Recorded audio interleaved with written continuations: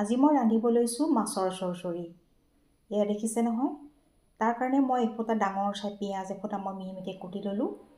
নহৰু, জলকীয়া, হালধি, নিমখ, কেঁচা জলকীয়া আৰু নৰসিংহ পাত। এয়া হৈছে মাছৰ ডাঙৰ মাছৰ পেটি আছিল, তাক মই সৰু সৰু চাইজ কৰি কাটি লৈছোঁ। কাটি পেলাই মই এই মাছৰে চৰচৰি বনাম।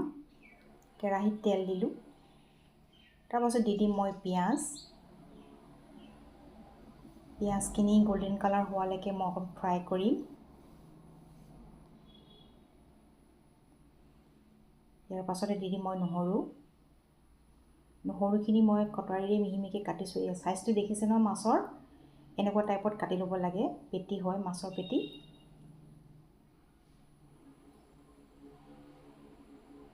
ইয়াৰ পাছত দিছোঁ মই নিমখ, জলকীয়া, হালধি, দুটামান কেঁচা জলকীয়া, এইফালে নৰসিংহ পাত কেইটামান দিছোঁ। আমি ঘৰত খাওঁ, ভাল পাই চবেই, সেইটো কাৰণে দিছোঁ। তাৰপাছত অকণ পানী দি পেলাই ভাল ধৰণে লৰাই মেলি ঢাকনাখন লগাই দিব লাগে।